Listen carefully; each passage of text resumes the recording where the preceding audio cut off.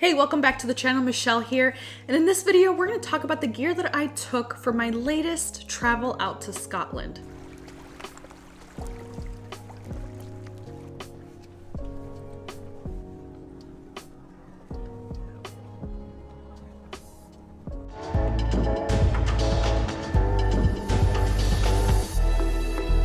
Now, usually when I travel abroad or really anywhere outside of my house, my go-to has always been backpacks, whether that be for camera specific or just in general, some sort of backpack to bring my everyday daily needs when I'm outside of my house. However, for some reason this time around, I really wanted to try something new. So I opted to use the Peter McKinnon Nomatic, I believe this is a 6-liter sling. I thought this would be the perfect everyday camera backpack or everyday camera sling to use while I was on my trip. Spoiler alert, I hated it and I ended up buying a new backpack while in Scotland. Now, as far as the gear, it's actually quite minimal. That was one of the most intentional things that I packed was my camera gear and keeping it super limited. Now, of course, the camera that I brought is the only one that I have is the camera Sony a7 III, which is currently being used right now. And I actually only brought one lens. That would be the 24-105G lens. I thought this one was great because of the nice long zoom. I was actually able to get really good close-ups and capture the details of the architecture, castles, palaces that we went out and traveled and saw to. So actually overall, this one lens was actually pretty good. I do feel the need, or I felt that the 24 wasn't wide enough. I do wish that I had some sort of prime or small lens at maybe the 14 or 16 millimeter length. I didn't want to bring the 16 to 35 and this one because I just felt like it would have been just too much, and I really hate having to change lenses, and I knew that I wouldn't.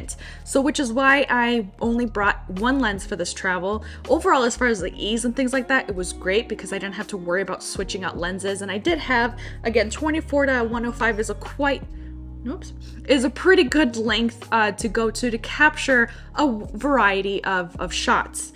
But again, I do kind of wish that I had some sort of a wider lens. So I might be in the market. If you have any good suggestions for a small, lightweight, wide, maybe prime lens or something for the Sony, comment down below. Now, the only other camera that I brought was the GoPro Hero 10 along with the little mic mod with it. I used this once the whole time that I was there. I'm really bad at using like secondary cameras or action cameras. I never know like how to use it. So that is something that I'm trying to be better and be more intentional about bringing this out and using it, or knowing exactly how to set it up and use it, because I do feel that I missed out on pretty cool shots that I could have gotten with this. I just couldn't know, or I didn't know, or I just was too lazy to take it out of my backpack. Although the Sony a7 III along with the 24-105, it has pretty good optical stabilization. I did bring the PGY Mantis Pro tripod as another point of contact when recording on the go, especially when walking, or definitely on any train or automobile vehicle as that moves. This was just a great point of contact to like try to stabilize it very well. Sometimes I would even have it actually like here. That way it was just another one and I could really steady the camera that way. So this really helped. I love how easy and lightweight this is. You can get it in tripod, tabletop mode, whatever you need it to. Very adjustable. This thing is a must when you travel.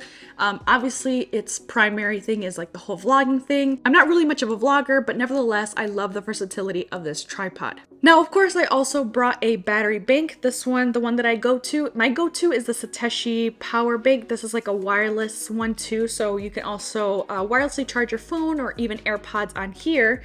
But it does have a USB-C, has a USB-C and a USB-A port. So very minimal, even has it for the Apple Watch, so it's really great. This in a pinch will charge up my iPhone 14, the camera if I really needed to, my Apple Watch if I forgot to connect it last night, the night before, anything like that. This has been great and I never leave the house without this. So obviously, because you bring a little battery bank, I also brought some cables, mainly just a phone cable, a dedicated phone cable, and one that I love from Nomad. It's this really small, it's a USB-C to USB-A connector, but you also get micro, and yeah, it's great, versatile. You're pretty much covered with whatever device aside from your iPhone. You can charge it with this.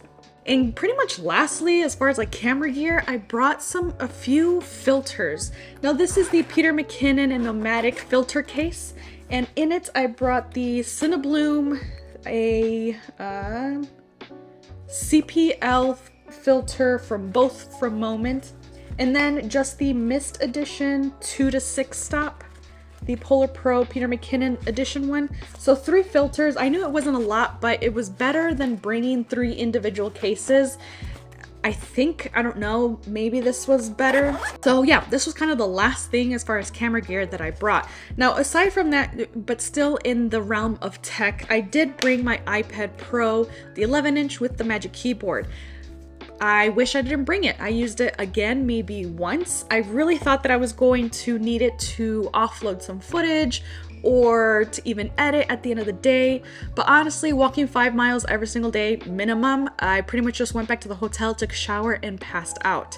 So I really only used the iPad roughly maybe one night, just because we got home a little bit earlier. And other than that, the editing and things like that, I edited off straight from the iPhone, so it was really nice. I've been using the Lightroom mobile app a lot recently, especially to upload to social media, things like that. Or any heavy or real editing, I just waited until I'm home to offload all the footage and photos on there. Now, that is something that I accidentally forgot to bring, were extra memory cards. So I was kind of living on the edge. I didn't bring a SSD card to offload any of the footage that I shot, nor did I bring extra memory cards.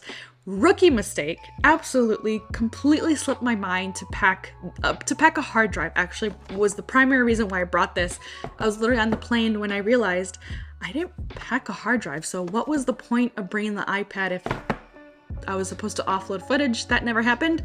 Thankfully though, I do have pretty big storage as far as like the SD card, so it wasn't actually an issue, nor was I like restricting or hesitating to shoot something. So I still had plenty of space left at the end of the trip, but that's something that I definitely will not be doing again in the future. I do not suggest only bringing the SD cards in camera and that's it. Definitely bring backups. Now, as far as audio came along, because I did want to capture some ambient noise, I did bring the Rodeo Micro, the mini one, the small one, the little fur ball that was super popular years ago. I still use that one. That's kind of my go-to when just kind of run and gun type stuff. Absolutely loved it. It was great. And I think that pretty much covers all the tech. So now, bag-wise, for some reason, as I mentioned at the beginning, I brought the Sling. And yes, in theory, all of these things minus the iPad fit in here. Well, and minus the filter case. The filter case I ended up having to like attach here, so this was just dangling and weighing down because this is actually pretty heavy, especially after walking for so long. So in theory, yes, everything fit in here, whatever, no issues, but that was like it. I was capped at this gear and that was it. When I go out and travel and walk around, I shop. I buy gifts, I buy souvenirs for myself. So at the end, the first day of walking out and exploring, I bought a few things. And so here I was with my Sling and then like carrying bags, which obviously then limits me to be able to take pictures or videos. So it was a hassle. Don't do it. I don't like it. For me personally, will never be using a Sling only when I go out traveling. A backpack is a must. So day 2 came around and I figured I will just go ahead and buy a super cheap backpack because I have a bunch of expensive camera backpacks here at home. And that'll be good enough for the trip. Because again, it would just allow me to bring a water bottle because I can't store a water bottle in here, and a few little items that I wanted to buy throughout the day. So we go off after some coffee and breakfast in the morning. We go to the store and my mom thankfully brought a backpack. So that morning I packed all of my stuff into her backpack and then just her few items. So I was carrying it because I had most of the heavy items, and she was like, well, honestly, I think we're fine. We'll just share the backpack. I think it should be fine. So I was like, okay, you know what? Honestly, sure. Why not? We'll just share the backpack and I'll carry it because it's mainly my stuff in it. So we wander off. I think maybe after lunch or something, we went down to Victoria Street where a lot of stores are there. Beautiful, beautiful street there. And as we're window shopping and looking at all the different shops, I noticed this really cool store that have backpacks at their window. And of course I was like, let's just take a little peek. It's just there's no harm in looking and browsing at new things. Well, sure enough, I bought a backpack. Now this one, I believe the brand is Donuts. Just says here it's made for adventure. It's great for weather resistant. It endured my day trip. So I bought this day 2 of being out in Scotland. So I was able to actually use it every single day for the rest of the trip, which was about roughly a week and a half. And it held up, and I really love how comfortable it is. I love how thin it is as well. So like, if I really needed to or wanted to pack this inside of a suitcase, I totally could. But it's still, even though it's very flexible, very just lightweight, which was fantastic, the padding on the straps are actually very well padded. It has a chest strap, which really helped a lot kind of to offload the weight from the straps. Very easy to adjust the string. It feels good, high quality. Now this actually was roughly $90 or so once it converted from pounds.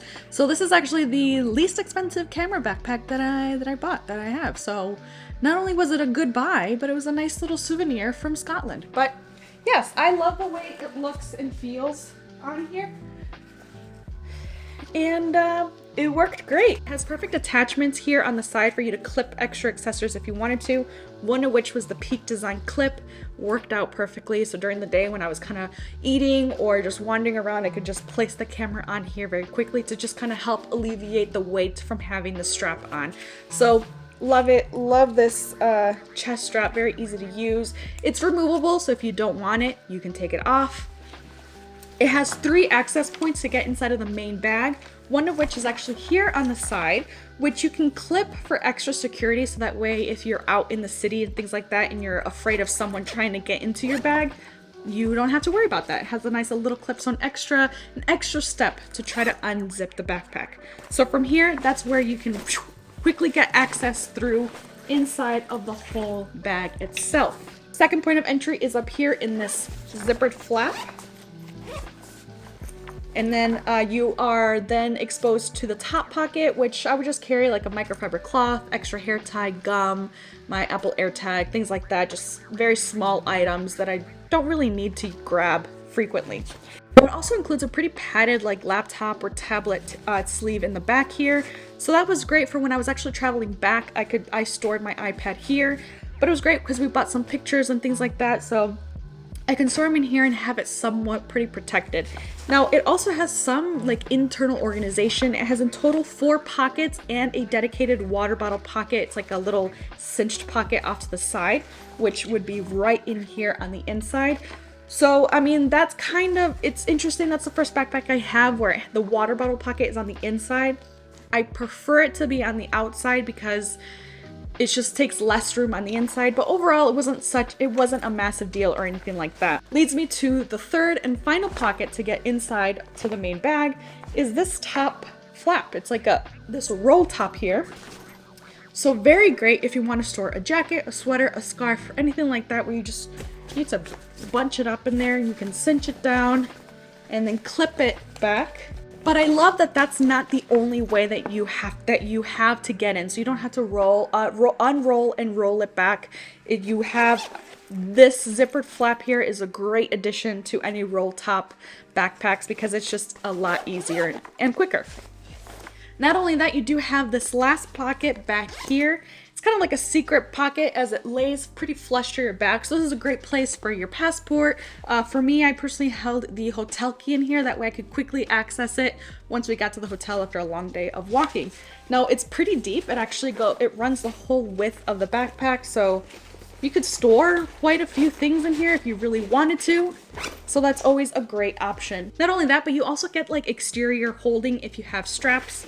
Now they didn't sell them or anything like that. I kind of wish that I could have bought some like branded straps. So I'll have to find something on Amazon to use. If you have any recommendations for good like outside straps for backpacks, leave that in the comments down below. That would be great. Because you have right here, you can attach from this side to this side and even on the bottom.